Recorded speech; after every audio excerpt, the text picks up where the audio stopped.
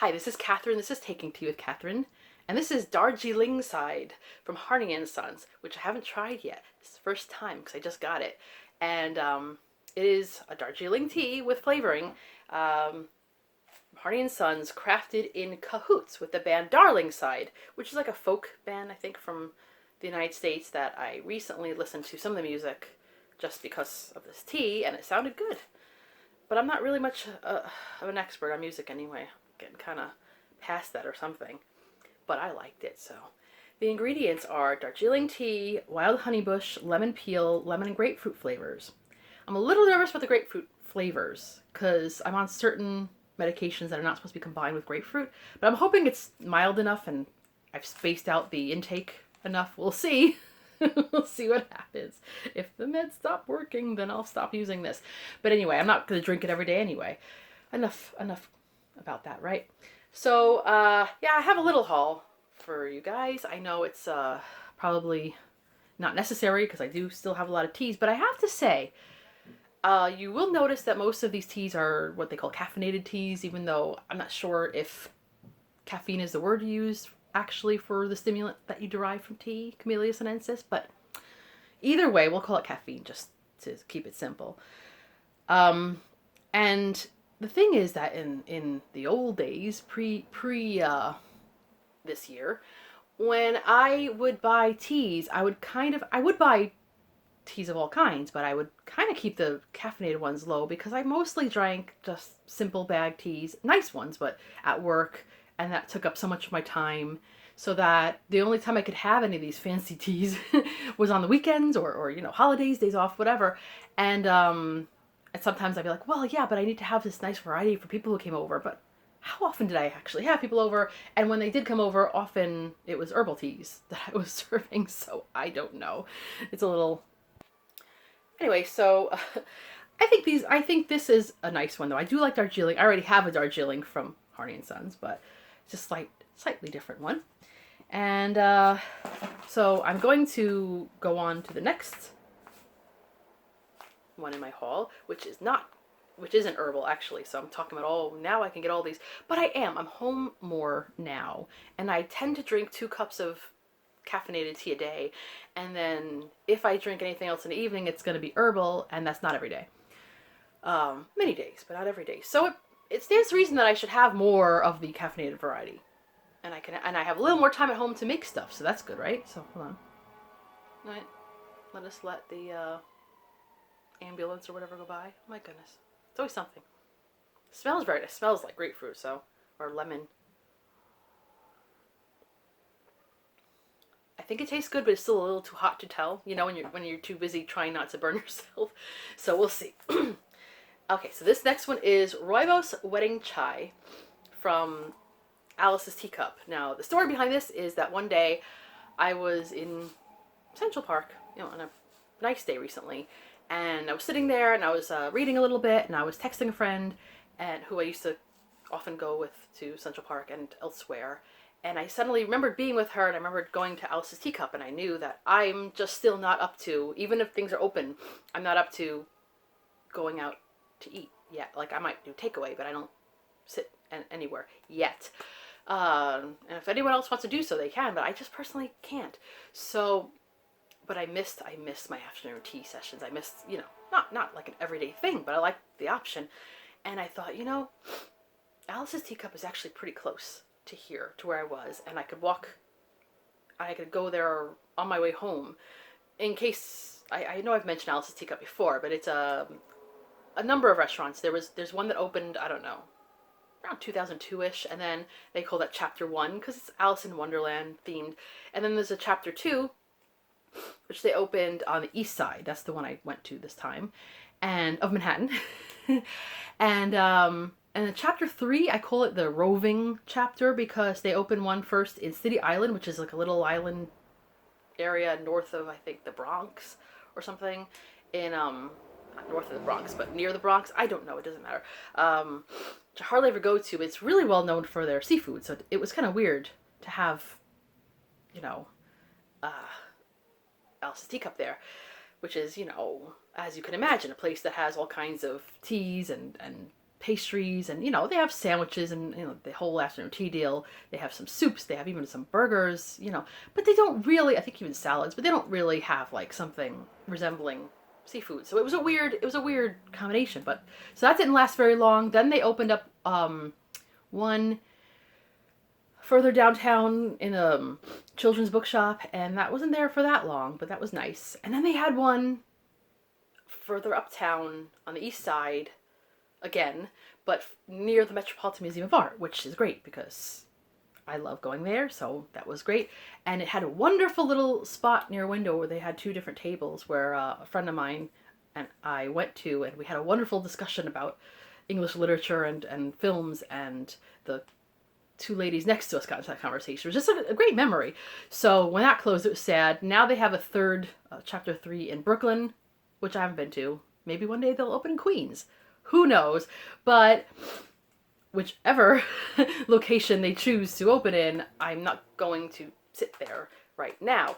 So I went to get a pumpkin scone, which is my favorite thing there, to go. And I figured that'll be enough. But then when I was there, I remembered that I really liked it with this wedding chai, this Ribose wedding chai. And I'm not big on chais per se, unless they're made the proper way, but they do this pretty well. I don't know. And you make it with milk or milk alternatives, and it's really good.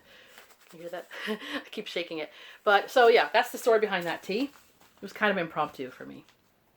And then I ordered a few things, not too many, from Upton Tea Imports, which is another tea company from United States that I'm trying to remember where exactly it is. Okay, Massachusetts, I think.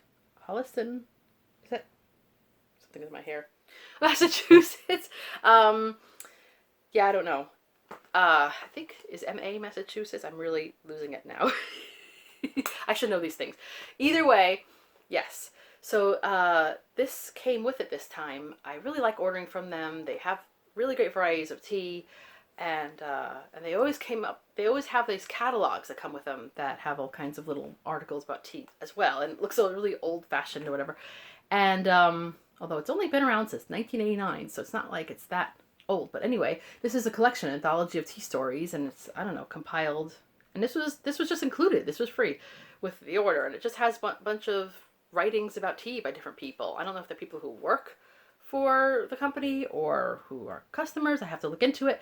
But I thought, hey, I could always read more about tea. So my tea library grows as well. Okay, so let's get to the actual teas. I didn't get too many. But I did this thing where they let you put a label on each of them for different people's names or whatever. And I, of course, have to write the names of my pets because that's what you do, right? And I also got this because usually, I like to make everything really special in the teapot and make it, the agony of the leaves, the perfect cup of tea. But often when I'm making tea, I just can't be bothered, and I will just end up using these filters. And they're good. They're not perfect. They don't, it's not as much, as perfect a cup of tea as you're ever going to get, but it will do. And it's these ones. So I got some more of these Finum, I guess. 100 tea filters. Extra slim. Unlike me. So, where shall I start? I will start with my oldest cat. This was for Zenobia, the Organic English Breakfast Blend. I don't know why I chose this one for her. I just could always use some more English breakfast teas, and I want to see how the organic tastes. I don't think I've had it before, and I dropped it. So there you go. And this is, by the way, the bonus sample. You get to get a bonus sample, and you can choose, and there's Earl Grey, because I could always use more Earl Grey, and I think I'm running a little low on that.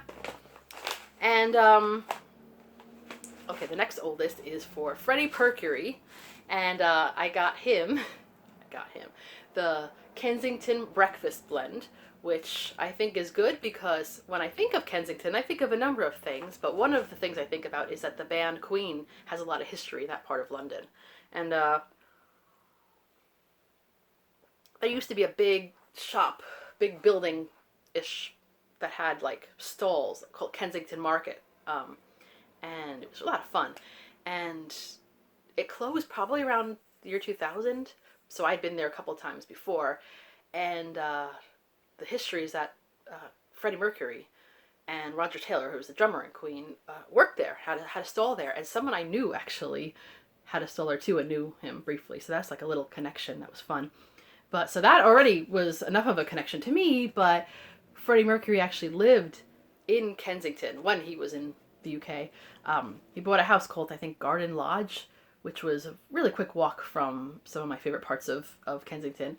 And so, and I think he bought it in the early 80s, and then he died at that place. And people go there, and I don't know if they still do this, but people leave all kinds of messages, graffiti, whatever. I think the last time I was there wasn't as much up. Maybe they finally stopped doing that. I don't know. But anyway, so I thought my cat, who was named after Freddie, might as well. And I think it arrived the anniversary of his death, Freddie Mercury, which is kind of sad, but you know, what are you going to do? All right. And it's good. Okay, so this is a good tea. It has a little bit, I think it reminds me more, I wouldn't say Irish breakfast, but a slightly, ever so slightly malty flavor, which I don't mind. Both of these two that I'm going to show you are best, in my opinion, with milk.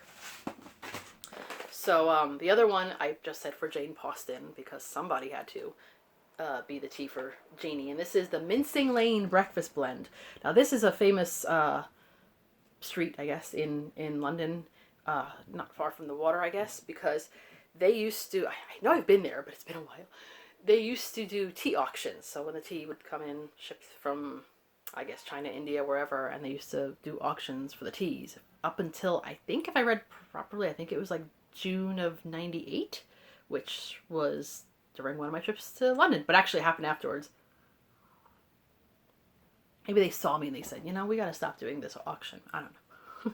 So anyway, I don't have any reason for connecting that with Jane, but I thought mincing just sounded like something she would do to her food. She likes to bury her food under anything. It's really actually kind of annoying when she doesn't finish her food because she will take anything and put it over her food. So if there's like a throw rug nearby, she'll put that over. She has gone and dug out things that to put on top of her food that is just ridiculous. So just, I don't know, the word mincing just sounded like her. Also, I witnessed her behavior with a mouse the other night. Freddie caught it. I think he killed it, but he was just, you know, playing with it still, and she decided, oh, it's my turn, and she spent a long time with this poor thing, whether it was dead or not, hurling it in the air, you know, mincing it, as it were. And it was just, of course it happens in the middle of the night. But anyway, I survived it.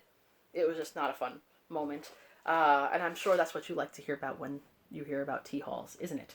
But this particular tea I tried today as well. It is, I don't like the word smoky because that reminds me of Lapsang Souchong, but it had a mildly smoky flavor, maybe slightly peppery, which is a word I actually like for tea. So the Kensington and the mincing is a little bit different, but just enough to have a little bit of variety.